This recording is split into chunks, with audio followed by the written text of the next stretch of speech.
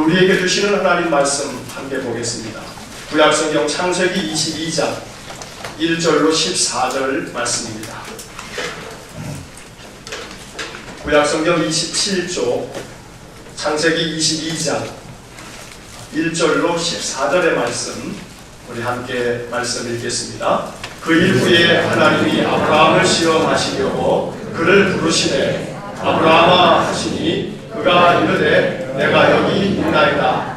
여호와께서 이르시되 내 아들 내 사랑하는 독자 이삭을 데리고 모리아 땅으로 가서 내가 내게 일러준 한 산 거기서 그를 번제로 드리라. 아브라함이 아침에 일찍이 일어나 나귀의 안장을 치우고 두 종과 그의 아들 이삭을 데리고 번제에 쓸 나무를 쪼개어 가지고 떠나 하나님이 자기에게 일러주신 곳으로 가더니 제3일에 아브라함이 눈을 들어 그곳을 멀리 바라본지라.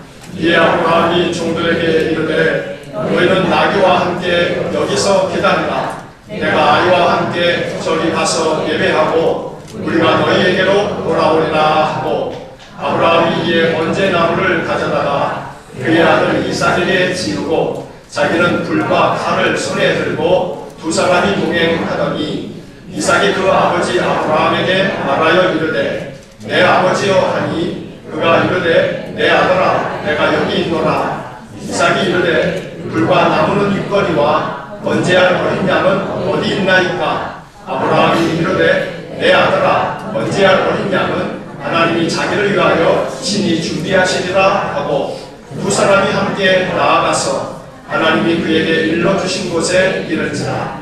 이에 아브라함이 그곳에 제단을 쌓고 나무를 버려놓고 그의 아들 이삭을 결박하여 제단 나무 위에 놓고 손을 내밀어 칼을 잡고 그 아들을 잡으려 하니 여호와의 사자가 하늘에서부터 그를 불러 이르시되 아브라함아 아브라함아 하시는지라. 아브라함이 이르되 내가 여기 있나이다 하매 사자가 이르시되 그 아이에게 내 손을 대지 말라. 그에게 아무 일도 하지 말라. 내가 내 아들 내 독자까지도 내게 아끼지 아니하였으니 내가 이제야 내가 하나님을 경외하는 줄을 아노라. 아브라함이 눈을 들어 살펴본즉 한 순양이 뒤에 있는데 뿔이 숯불에 걸려 있는지라.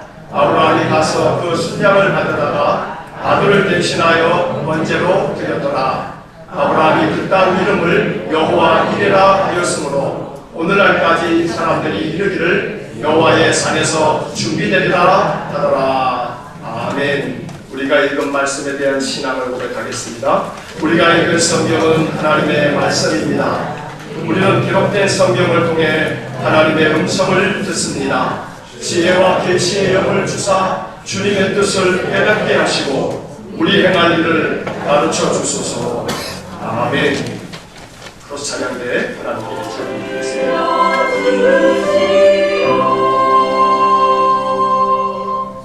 아멘. 감사합니다. 우리 옆에 있는 분, 앞에 있는 분들과 함께 축복 인사 나누겠습니다. 축복합니다. 손 한번 잡아주시고.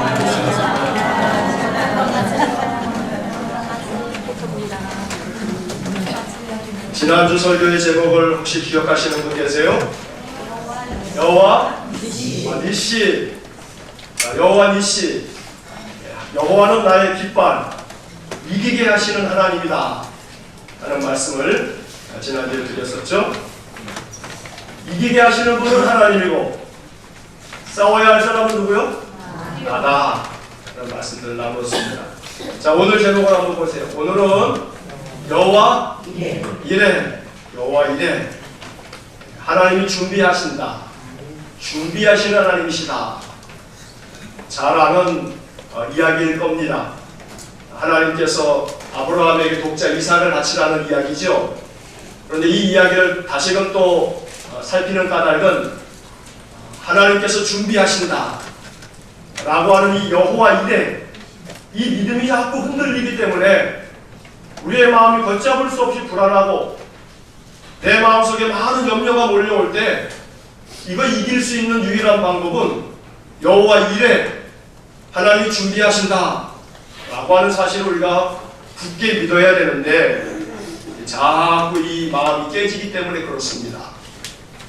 하나님 준비하신다라고 하는 믿음이 흔들리고 또 금이 가고 또 부서져 있으면 그 마음의 염려와 불안을 우리가 어찌 해결할 길이 없습니다.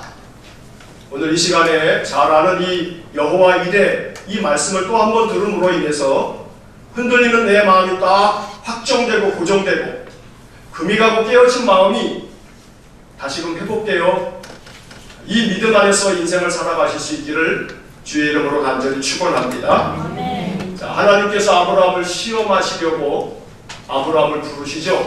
아브라함아 불렀습니다. 아브라함이 하나님께 대답합니다. 예, 내가 여기 있습니다. 하나님이 아브라함에게 이야기를 합니다. 너의 아들, 네가 사랑하는 독자 이삭을 데리고 모리아 땅으로 가라. 거기에 한 산에 이르거든 거기서 너의 그 아들 독자 이삭을 번제로 드려라. 황당한 말씀을 아브라함에게 하신 겁니다. 뭐 이 이야기를 너무 잘 알고 많이 들었기 때문에 또 다른 설명을 하시지 않아도 알겠습니다만, 여러분, 번제라고 하는 것은 태워서 제물을 태워서 드리는 제사가 번제입니다. 그러니까 아브라함을 번제로 드리라 라고 하는 것은 아브라함을 어떻게 하는 겁니까? 태우라는 겁니다. 아니, 산 사람을 태우다니요. 더구나 번제는 그 제물을, 살아있는 이 동물을 각을 뜬다고 하는데 사지를 절단하는 겁니다. 그걸 잘라서 피를 쫙 빼서 피는 피대로 태우고 이 몸뚱아리를 태우는 그런 제사가 번제라고 하는 그 고대 제사법입니다. 아브라함에게 자기 아들을 그렇게 태워서 제물로 바치라. 이 말도 안 되는 일이죠. 근데 하나님이 아브라함에게 그렇게 하라 라고 말씀합니다. 희한한 것은 이 아브라함이 주저함도 없이 아침에 일찍 일어났다고 성경에 되어 있죠. 일찍 일어나서 번제로 쓸 나무들을 챙겨가지고 종과 함께 아들을 데리고 하나님이 말씀하신 그곳을 모리아를 향해서 갑니다. 한 사흘을 왔던 모양입니다. 한 3일쯤 오니까 멀리에서 하나님 말씀하신 산이 보입니다. 그래서 이 산 근처쯤 다 가서 아브라함이 종들에게 이야기합니다. 너희들은 여기 머물러 있어라. 내가 내 아들과 함께 가서 하나님께 예배하고 돌아오겠다. 자, 이렇게 종들을 놔두고 이 아브라함이 자기 아들 이삭만을 데리고 그 장작을 이삭의 어깨에 둘러매고 아브라함은 불과 칼을 가지고 산으로 올라갑니다. 올라가는데 아무리 생각해도 이삭이 궁금한 것이 있는 겁니다. 아니, 장작도 있고 불도 있는데 하나님께 번제로 드릴 양이 없는 겁니다. 그래서 이 이삭이 아버지 아브라함에게 묻습니다. 아버지, 그래, 내가 여기 있다. 칼도 있고 불도 있고 다 있는데 장작도 있고, 근데 어린 양은, 번제할 어린 양은 어디 있습니까?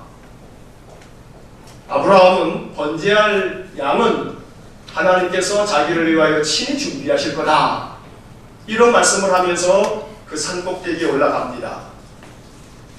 자, 여러분, 아브라함의 마음이 어떻겠습니까? 이거 하나님께서 자기에게 명하신 아들을 번제로 드리라고 하는 이 말씀 앞에 순종을 하긴 해야겠는데 독자 이삭을 번제로 죽여야 된다라고 하는 것이 도무지 참 마음의 괴로움이었을 거고 받아들이기 어려운 명령이었을 겁니다. 그런데 아브라함의 마음을 우리가 헤아릴 수는 없겠습니다만 산 꼭대기까지 올라갔습니다. 하나님 말씀하신 곳까지 올라가서 장작을 다 불러놓고, 그리고 난 후에 아브라함이 자기 아들 이삭을 밧줄로 꽁꽁 묶습니다. 그리고 장작 위에다 올려놓습니다.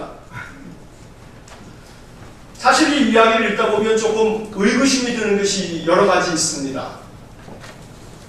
이삭이 자기 아버지가 그렇게 행동할 때 뭐 우리 같으면 아버지 왜 그러냐고, 아니 양을 바쳐야지 왜 나를 죽이려고 하느냐고, 그래서 죽기 살기로 자기를 묶으려고 하면 안 묶이려고 도망가려고 했을 겁니다. 아버지 미쳤냐고 그러면서 아마 뛰쳐 도망쳤겠죠. 그런데 이삭이 잠잠히 그저 묶이더니 장자부에 그저 올라가서 아버지가 뭘 하시든지 그냥 가만히 있습니다. 상식적으로 잘 이해가 안 됩니다. 어쨌든 성경의 이야기가 지금 그렇습니다. 자, 아브라함이 그 아들을 향해서 칼을 내리들어서 그 아들을 죽이려고 할 때 그 순간 하늘로부터 소리가 들리기를 아브라함아 아브라함아, 아주 급한 목소리로 아브라함을 멈추어 세웁니다. 네가 너의 사랑하는 독자 이삭도 이렇게 번제로 드리려고 하니 네가 정말 여호와를 경외하는 줄을 이제야 알았다 하면서 말씀하십니다. 그 아들에게 아무 일도 하지 말아라 하고 멈추게 만드십니다. 그제야 아브라함이 고개를 들어서 주위를 둘러보니 저 숲풀 사이로 순양이 그 뿔이 걸려있는 것을 발견하게 됩니다. 그리고 그 양을 가져다가 아들을 대신하여 번제로 제물로 잡아서 번제를 드렸다.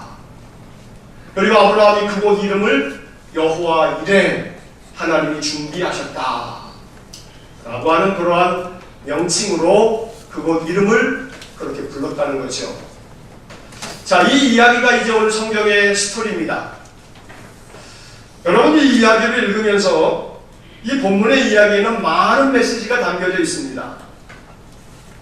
그래서 예수를 오랫동안 믿어오신 분들은 이 이야기를 통해서 여러 차례의 설교를 아마 또 들어본 적도 있을 거고, 성경을 읽으시면서 많은 기독교인들이 창세기서부터 읽기 때문에 대체적으로 창세기 한 30여 장까지는 예수 믿으면서 한 4번 이상은 다 읽어본 경험이 있을 겁니다. 이 말씀에 어떤 메시지가 담겨져 있는지 우리는 이 말씀에서 하나님이 오늘 우리에게 하시는 말씀을 다시 한번 들을 수 있어야 합니다. 자, 첫째 1절 말씀을 한번 보시겠습니다. 1절 말씀 한번 다시 한번 읽어보겠습니다. 그 일 후에 하나님이 아브라함을 시험하시려고 그를 부르시되 아브라함아 하시니 그가 이르되 내가 여기 있나이다. 자, 하나님이 아브라함을 불렀습니다. 왜 불렀습니까? 시험하시려고 불렀습니다. 하나님이 아브라함을 부르셨는데 아브라함을 부르신 이유는 시험하시려고 부르셨습니다. 성경을 읽을 때 성경을 읽는 방법은 성경 속에 나오는 사람들의 이야기, 사람들의 말, 그들에게 하신 하나님의 말씀, 또 그들에게 일어난 사건, 이것을 내 삶 속에 일어나는 사건으로 나에게 말씀하시는 것으로 나 자신을 이 성경의 이야기 속에, 성경의 인물 속에 대입해서 읽는 것이 성경 읽기에 참 중요한 방법입니다. 자, 이 말씀 속에 나 자신을 한번 대입해서 읽으면 이렇게 읽을 수 있는 겁니다. 하나님이 나를 시험하시려고 나를 부르시네 하고 여러분들의 이름을 부르시는 겁니다. 하나님께서 성도를 부르시는 이유는 여러 가지 많이 있습니다만 그 하나는 시험하시려고 우리를 부르십니다. 이 말은 하나님께서 우리를 끊임없이 인생 가운데서 테스트하신다는 겁니다. 왜 시험하실까요? 시험하시는 이유가 있습니다. 그래서 다름 아닌 복을 주시려고 시험하십니다. 오늘 읽은 본문의 말씀의 그 뒷부분을 한번 보시면 16절과 17절 말씀을 한번 보시겠습니다. 16절과 17절입니다. 한번 같이 읽겠습니다.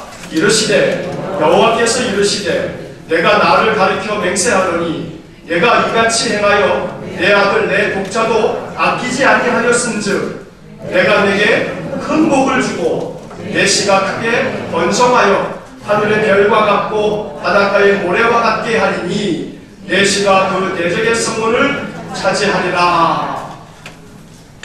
네가 이렇게 하였은즉 17절에 내가 너에게 뭘 주겠다고요? 큰 복을 주겠다. 하나님이 믿음의 사람들을 부르십니다. 우리가 예배당에 이렇게 나오는 것도 하나님의 부르심을 받고 나오는 겁니다. 이것이 우리의 고백입니다. 나 하나님 부름 받지 않았는데 그냥 내가 주일이니까 나온 건데 내 뜻으로 내 생각으로 나온 것이 맞습니다만 그 속에는 하나님의 부르심이 있음을 우리가 알아야 합니다. 하나님이 부르셔서 이렇게 함께 나와 예배하는 사람들, 이 사람들을 일컬어서 교회라고 말하는 겁니다. 교회라고 하는 말을 예수님께서 마태복음 16장에서 처음 사용하셨는데 이 교회라고 하는 말의 헬란말 에클레시아라고 하는 이 말은 바깥으로 불러내다 라는 그런 뜻입니다. 세상 가운데 살아가는 우리들을 하나님께서 불러내셔서 교회로 모이게 하시고 여기서 하나님 찬송하고 하나님께 기도하고 하나님 말씀 들음으로 말미암아 하나님 말씀으로 또 세임 얻도록 하나님 우리를 부르시는 것입니다. 근데 부르실 때마다 하나님이 우리에게 종종 우리를 시험하신다 라고 하는 사실을 우리가 1절의 말씀을 통해서 확인하셔야 합니다. 여러분, 시험, 이 테스트라고 하는 것은 평가하는 겁니다. 재능이나 실력 따위를 검사하고 평가하는 일을 일컬어서 시험이라고 합니다. 시험을 자꾸 봐야 실력이 평가가 되어지면서 향상이 됩니다. 요즘에 중학교가 시험을 안 보는 기간들이 있습니다. 중학교 선생님도 계시는데 이 자율학기제라고 하는 그 기간 동안에는 모든 시험이 하나도 없습니다. 1년 동안 자율학기제라고 하는 것을 하면서 아이들이 무지 좋아합니다. 왜냐하면 시험을 안 보니까. 그러면서 그 기간 동안에 여러 가지 이제 교육 프로그램들이 진행되고 있습니다만, 그러나 한편 생각해 보면 시험이라고 하는 것이 아이들에게 너무나 많은 압박감이 되는 것은 사실이지만 시험이 없으면 솔직히 공부합니까? 안 합니까? 사실 공부 안 합니다. 시험이라고 하는 것을 통해서 아이들의 이 성적을, 실력을 쫙 등수 매기는 것, 그래서 1등부터 꼴등까지를 쫙 줄 세우는 것, 이런 것은 이게 참 여러 가지 재고해봐야 할 요소가 있습니다만 시험 그 자체가 없으면 실력이 향상되지 않습니다. 사실 하나님께서 아브라함을 시험하셨다라고 하는 이 이야기를 읽으면서 하나님은 지금도 우리를 시험하신다는 사실을 잊지 마셔야 합니다. 그런데 그 시험은 종종 시련이라고 하는 방법으로 시험하실 때가 있습니다. 시련은 하나님의 시험의 방법 중에 하나입니다. 여러분들의 삶 속에서 지금 겪고 있는 참 괴로운 많은 일들이 있다면 그 괴로움의 문제를 하나님이 나를 테스트하신다 라고 하는 것으로 여기실 수 있기를 바랍니다. 시험 중에서도 이러한 시험이 있습니다. 내구성 시험이 있습니다. 여러분, 내구성이라고 하는 말을 아실 겁니다. 내구성이라고 하는 것은 물질의 원래 상태에서 이게 변질되거나 변형되지 않고 오래 견디는 성질, 이게 내구성입니다. 여러분 다 핸드폰들을 가지고 계시는데 이 핸드폰이 출시가 되기 전에 핸드폰 제조사에서는 반드시 뭘 거치냐면 내구성 검사를 거칩니다. 이게 얼마나 오래 가겠냐 라고 하는 겁니다. 높은 열을 가하기도 하고 아주 매우 추운 혹독한 추위 가운데 그렇게 두기도 하고 심지어는 높은 곳에서 떨어뜨려 보기도 하고 그리고 무언가로 자꾸 두들겨 보기도 하고 그래서 얼마나 오랫동안 견디느냐라고 하는 내구성 시험을 한다는 겁니다. 왜 내구성 시험을 합니까? 더 강한 제품을 만들기 위해서입니다. 더 오래가고 튼튼한 제품을 만들기 위해서 내구성 시험을 하는 겁니다. 그런 내구성 시험이 마치 시련과 같습니다. 왜냐하면 견디기가 어렵거든요.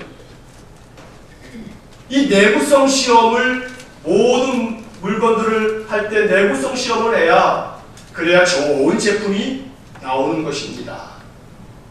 마찬가지로 하나님께서는 아브라함의 믿음을 더욱 견고하고 강하게 만드시려고 그에게 내구성 시험을 지금 하고 있다는 사실이고 동시에 이 말씀은 하나님께서 우리들을 내구성 시험을 하신다라는 것 또한 잊지 마셔야 합니다. 높은 곳에서 떨어뜨려 보고 이게 금이 가는가 깨지는가 자꾸 실험해 보시는 겁니다.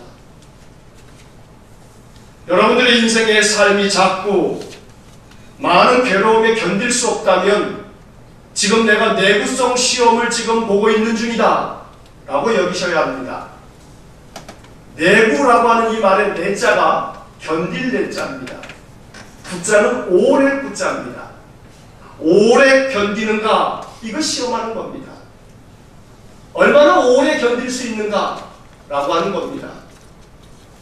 날이 갈수록 사람들이 이 내구성이 얼마나 약한지 모릅니다.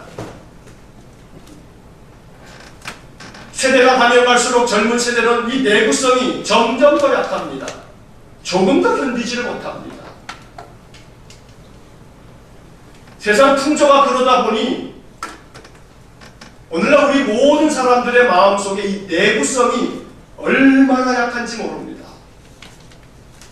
옛날 같았으면 이 정도 어려움 능히 견디면서 뭐 어떡하겠어 하면서 이쯤이야 하고 견디어냈을 텐데 견디어내지를 못합니다. 오늘 이 본문의 이야기를 보면 아브라함이 사흘길을 걸어갑니다.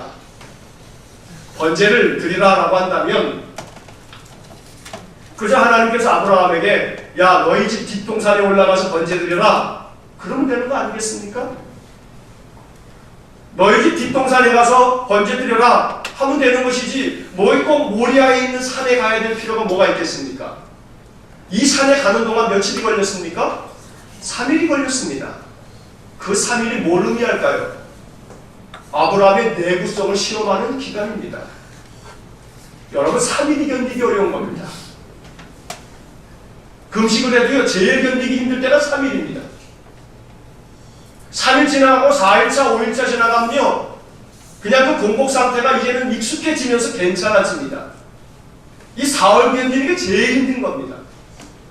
의지도 마찬가지입니다. 사람들의 의지가 그 견디기 어려운 걸 뭐라 그럽니까?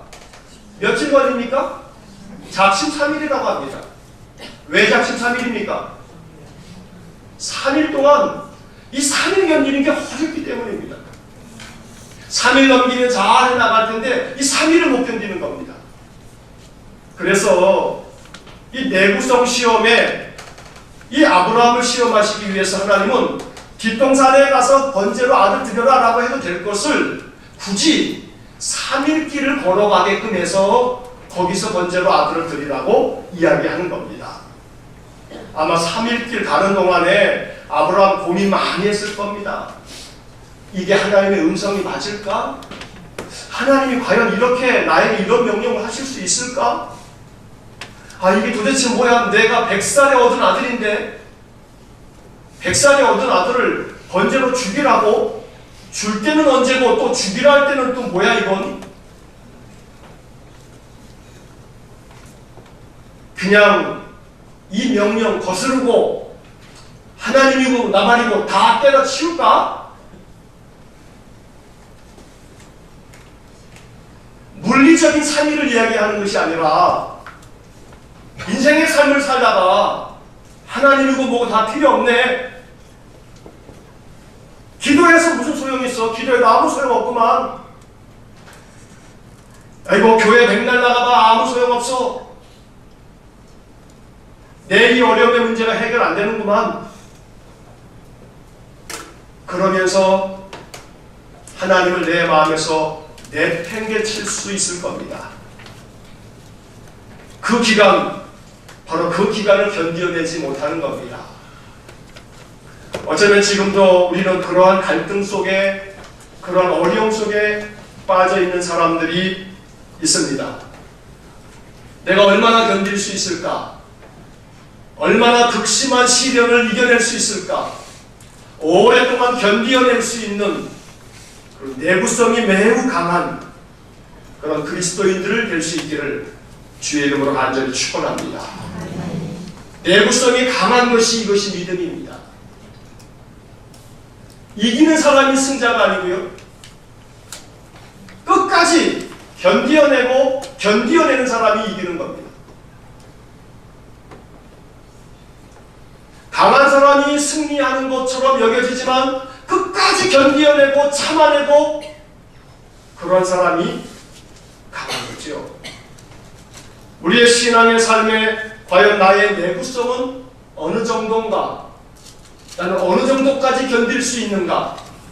하나님은 이것을 보시려고 지금도 우리의 삶 속에 그냥 시련을 그대로 두시면서 우리를 바라보고 계시는지 모릅니다. 내구성 시험을 잘 통과하셔서 오늘 16절로 18절에 나오는 말씀처럼 하나님으로부터 큰 복을 받는 귀한 믿음의 사람들 되시기를 간절히 축원합니다. 여러분, 아브라함이 받았던 이 내구성 시험의 내용이 뭡니까? 2절 말씀을 한번 보시겠습니다. 2절 말씀 다시 한번 읽겠습니다. 여호와께서 이르시되 내 아들 내 사랑하는 독자 이삭을 데리고 모리아 땅으로 가서 내가 내게 일러준 한 산 거기서 그를 번제로 드리라. 이게 아브라함에게 주어진 시험입니다.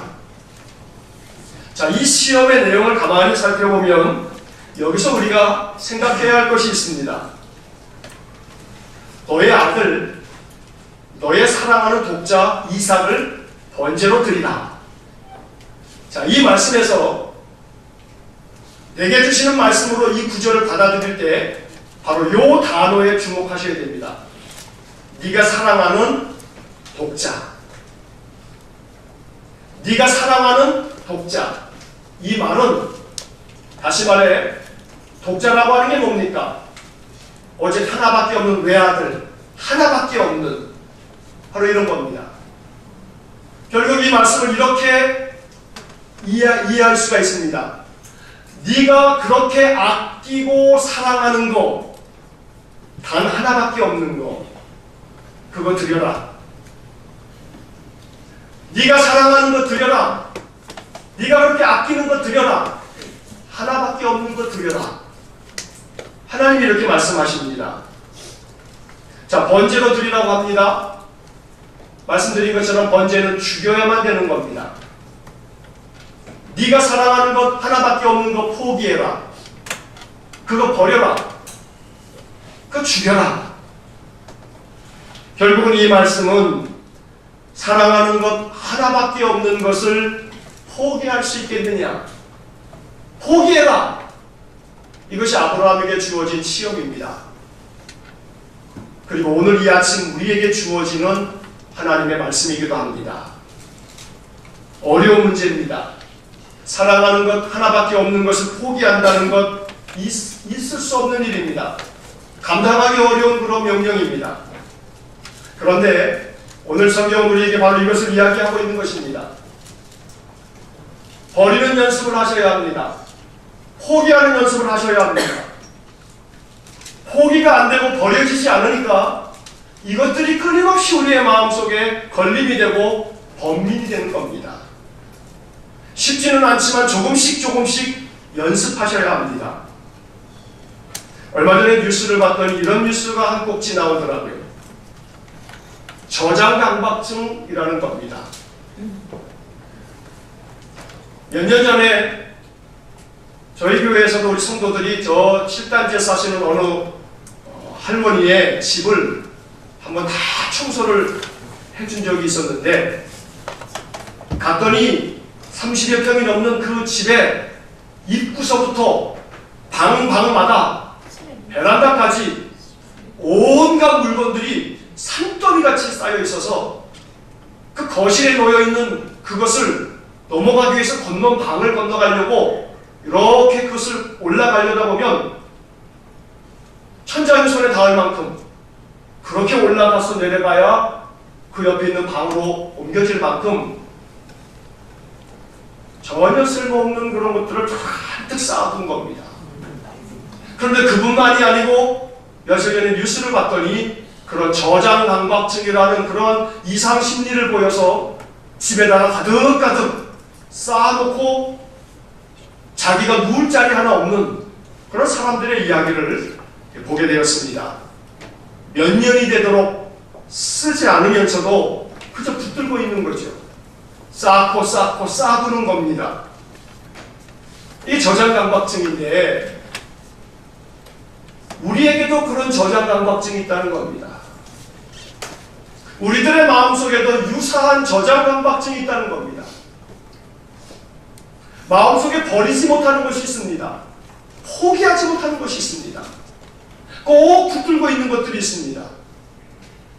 사랑하는 것이니 더더욱 그렇죠. 하나밖에 없는 것이니 더더욱 포기가 안 되죠. 그런데 그것을 포기하지 않으면 내 삶에 더 많은 괴로움이 찾아온다는 사실을 기억해야 합니다. 여러분, 포기라고 하는 이 말은 던질 포, 버릴 기자입니다. 던져버리는 겁니다.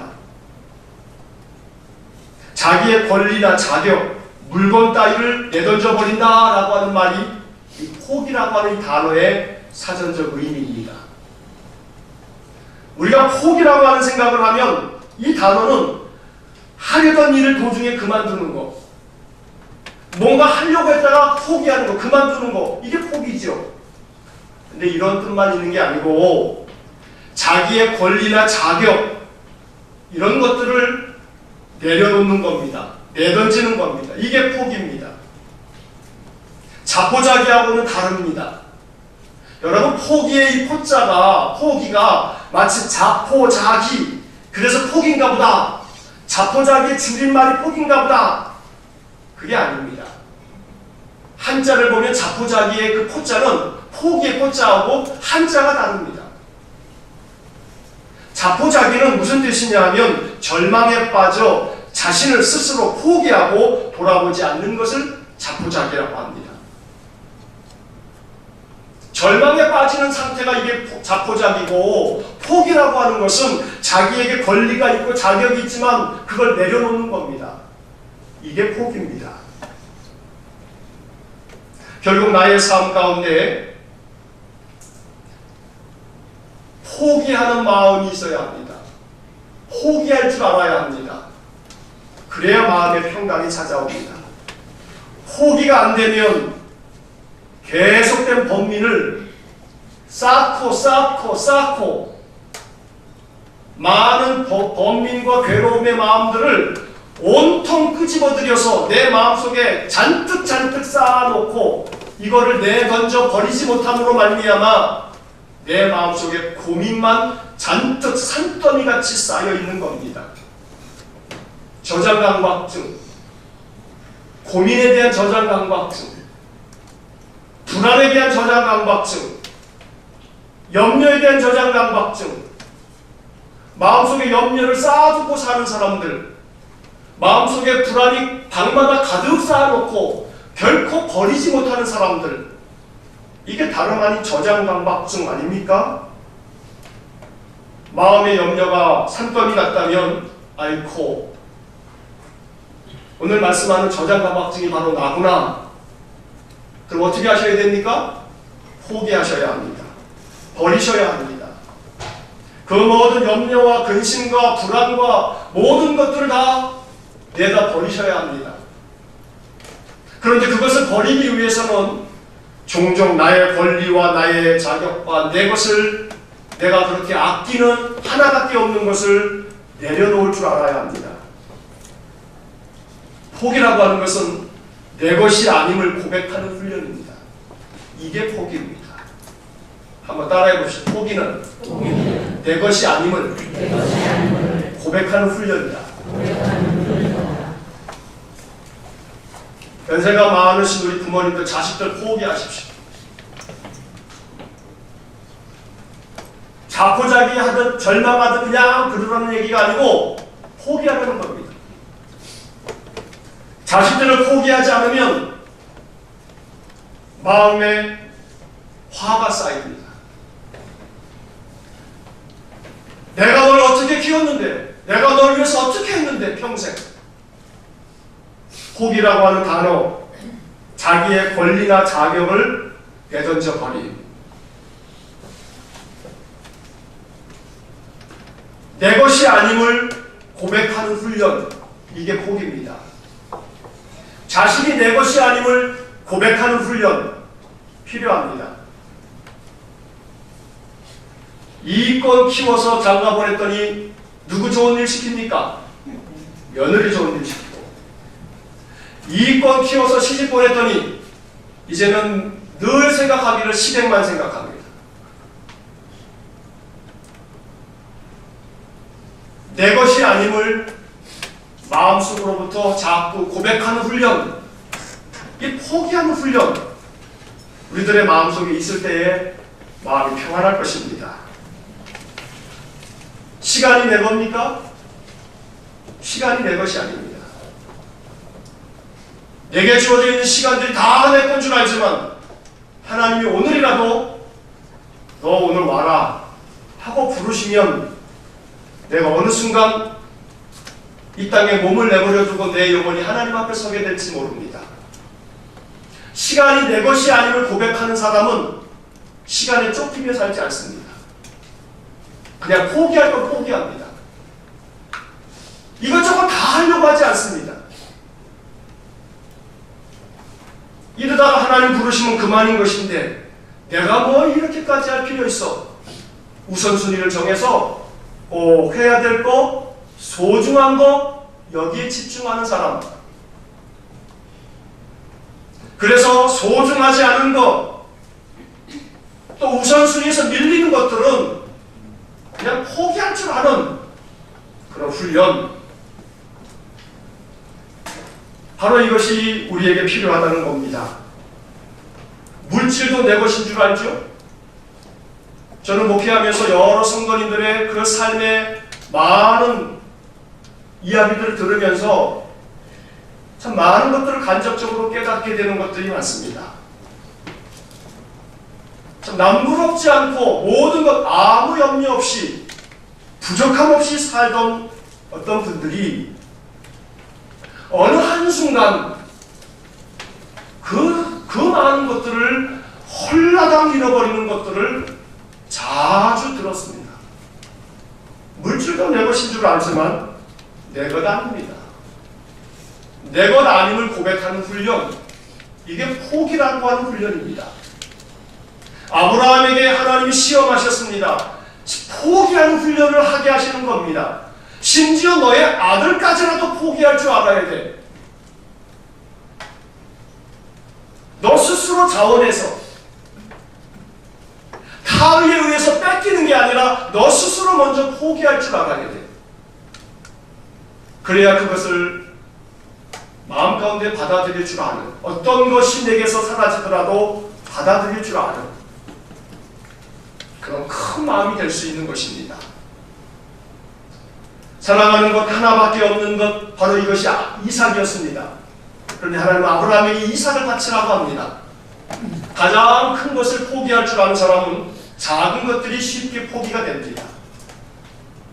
그래서 조금씩 포기하는 연습, 포기하는 훈련을 하지 않으면 안 됩니다. 이 포기하는 이 연습은 내 것이 아니기 때문에, 더군다나 내 것이 아니니까 흥청망청 아무렇게나 사용할 수 없는 겁니다. 포기하는 훈련은 내 것이 아님을 연습하는 거라고 말씀드렸습니다. 내 것이 아니니까 어떻게 써야 합니까? 소중하게 써야 합니다.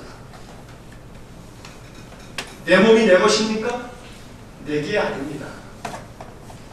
내게 아니니까 아무렇게 하는 것이 아니죠. 내게 아니니까 더 소중하게 여기는 겁니다. 이게 포기하는 훈련입니다. 내 것이 아님을 알고 이게 하나님 것임을 알고 더 소중하게 여기고 귀하게 사용할 줄 아는 마음, 이게 포기하는 마음일 것입니다. 여러분들의 삶 속에 포기하는 마음이 있어야 합니다. 근심과 염려, 불안을 쌓아두시면서 저장강박증에 시달리시지 마시고 포기할 것은 포기할 줄 아는 마음으로 내려놓으실 수 있기를 간절히 축복합니다. 하나님은 아브라함에게 이삭을 내려놓아라, 심지어 이삭까지라도 내려놓아라 라고 명령하고 계시는 겁니다. 붙들고 있는 많은 것들 내려놓아도 아무 상관없습니다. 저장해놓고 쌓아뒀던 많은 것들 버려도 아무 상관이 없는데 버리지 못합니다. 앞베란다 뒷베란다 가보십시오. 10년 넘도록 한 번도 사용해 본 적이 없는데 그걸 왜 그렇게 두고 계시는지, 오늘 당장 가셔서 싹 다 버려도 앞으로 10년, 20년 사는 동안에 한 번도 불편함이 없을 건데 물건뿐이겠습니까? 아무리 염려해 본들 아무 소용없는 것인데 뭘 그렇게 밤새도록 그걸 염려하고 있는지 저장강박증입니다. 포기하는 연습, 포기하는 연습, 바로 이것이 아브라함에게 주어진 테스트였다는 겁니다. 오늘 우리의 삶에 이러한 테스트 잘 감당하실 수 있기를 주의 이름으로 간절히 축원합니다. 8절의 말씀을 한번 보겠습니다. 아들 이삭이 아버지에게 어린 양은 어디 있습니까? 번제할 양이 없는데요 라고 물었더니 아브라함이 그 아들에게 이렇게 대답합니다. 함께 읽겠습니다. 아브라함이 이르되 내 아들아, 번제할 어린 양은 하나님이 자기를 위하여 친히 준비하시리라 하고 두 사람이 함께 나아가서, 이게 아브라함이 아들에게 대한 대답이었습니다. 번제할 어린 양은 하나님이 자기를 위하여 친히 준비하실 거다. 아마도 아브라함의 기대였을 겁니다.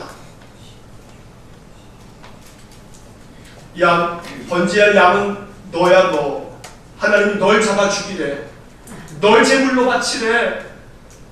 하는 말을 하고 싶은데 목구멍까지 나왔다가 이 목구멍에서 그럴 수는 없고 꽉 눌러두고 그 입에서 나온 마음의 소망, 마음의 바람, 하나님이 친히 준비하실 거야. 그런데 그 말씀에는 또 하나 이런 마음도 있었을 겁니다. 진짜 아브라함의 믿음이었을지 모릅니다. 에이, 하나님이 아들을 줘놓고서 또 죽이라고 하겠어? 이걸 죽이게 하겠어? 하나님이 뭔가 대안이 있으시겠지.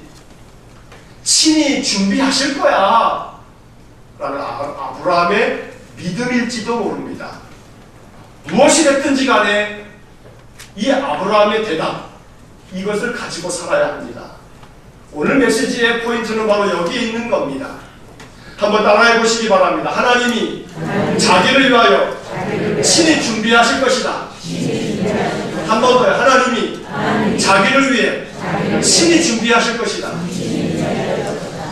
누구를 위해서요? 거기서 자기가 누구냐면 하나님이에요. 하나님이 하나님 자신을 위해 친히 준비합니다. 하나님이 나를 위해서 아니면 이삭아 너를 위해서 준비하실 거야가 아니고 하나님이 하나님 자신을 위해서 준비하실 거야. 왜요? 그래야 하나님이 영광 받으시니까요. 하나님이 영광 받으시도록 하나님이 만왕의 왕 모든 것 준비하시고 모든 것 책임지시는 영원하신 하나님이신 것을 나타내시려고 하나님이 친히 준비하실 거야. 이러한 믿음이 필요합니다. 오늘 말씀의 핵심은 바로 이겁니다. 여호와 이레, 이게 아브라함의 믿음의 고백이었습니다. 우리의 고백이어야 합니다. 하나님 준비하실 겁니다. 하나님이 우리의 인생의 삶에 친히 준비하실 겁니다. 이걸 믿으셔야 합니다. 믿음이 생기지 않는다면 최소한 기대하는 마음이 있으셔야 합니다. 하나님이 준비하시겠지. 설마 하나님 준비하실 거야 분명히. 자꾸 연습하셔야 합니다. 그렇지 않으면 믿음이 흔들립니다. 믿음이 자꾸 흔들리시면 말씀을 또 펴서 읽고 또 읽고 또 읽으시면서 내 안에 말씀을 새겨둬야 합니다. 하나님이 친히 준비하십니다. 하나님이 우리의 인생의 삶에 우리에게 필요한 것들을 준비하실 것입니다. 우리가 포기하면 하나님이 새로운 것을 채워주실 겁니다. 우리가 비워낸 그 자리를 하나님이 메꾸어 주실 것입니다. 내 것이 아님을 고백하면 그래 그건 네 것이 아니지 내 거야. 내 거니 내가 책임져야지. 하나님이 하나님의 것을 책임져 주실 것입니다. 내 몸이 내 것이 아닙니다. 시간이 내 것이 아닙니다. 물질이 내 것이 아닙니다. 그 어떤 것도 내 것이 아닙니다. 라고 겸허히 고백하고 내 것이 아니니 하나님의 뜻에 맞게 사용하겠습니다.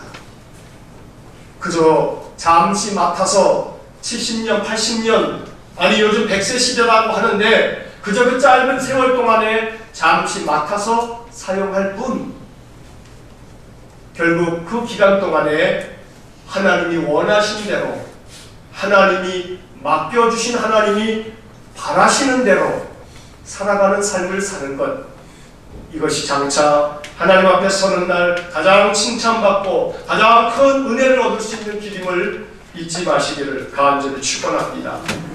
이 아브라함이 하나님이 친히 준비하실 것이라 라고 믿으면서 산 꼭대기에 올라가서 아들을 칼로 내려치려고 할 때 주의 사자가 아브라함에게 들려주신 말씀이 12절에 기록되어 있습니다.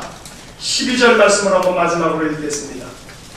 12절 말씀 한번 같이 읽겠습니다. 사자가 이르시되 그 아이에게 내 손을 대지 말라. 그에게 아무 일도 하지 말라. 내가 내 아들 내 독자까지도 내게 아끼지 아니하였으니 내가 이제야 내가 하나님을 경외하는 줄을 아노라. 이 구절의 마지막 부분이 중요합니다. 내가 이제야 네가 하나님을 경외하는 것을 안다. 우리가 정말로 하나님 경외하고 하나님을 정말로 믿는다라고 하는 것을 하나님이 아시기 위해서 하나님 우리를 시험하십니다. 네가 가장 아끼는 것조차 하나님 앞에 정말로 아까워하지 아니하고 내어놓을 수 있는 것을 보니 네가 정말로 하나님을 경외하는구나. 내가 오늘 그것을 알았다 라고 말씀하고 계시는 겁니다. 오늘도 하나님은 이 말씀으로 우리에게 칭찬하고 말씀해 주실 겁니다. 오늘도 많은 것들이 있었는데 그 모든 것들을 포기하고 예배당에 나왔구나. 오늘도 내가 굉장히 힘들고 어려운데 너무나 마음이 아프고 몸이 아픈데 참고 나왔구나. 오늘도 네가 나와 예배하기 위해서 네가 포기한 것들을 내가 알고 있는데 네가 그것들을 포기했구나. 네가 너의 것들을 아끼지 않았구나. 그거 더 아까워했다면 예배의 자리에 나오지 않았을 텐데 네가 예배를 드리려고 했구나. 네가 번제를 위해서 너의 아들조차도 아끼지 않으려고 했구나. 예배를 드리려고 네가 가장 사랑하는 하나밖에 없는 네 아들조차 아낌없이 나에게 내주려고 했구나. 네가 번제하기 위해. 오늘 우리의 삶에 하나님 우리를 시험하시는 많은 시험이 있습니다. 많은 시련이 있습니다.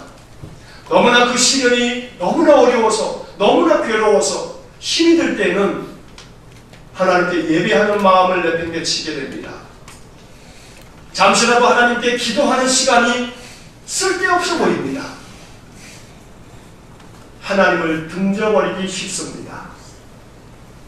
아브라함이 그랬을 겁니다. 아들을 죽이다니, 번제로 드리다니, 이런 신이 도대체 어디 있어? 내가 다 버리고 말지, 등을 돌리고 말지 할 수도 있을 겁니다.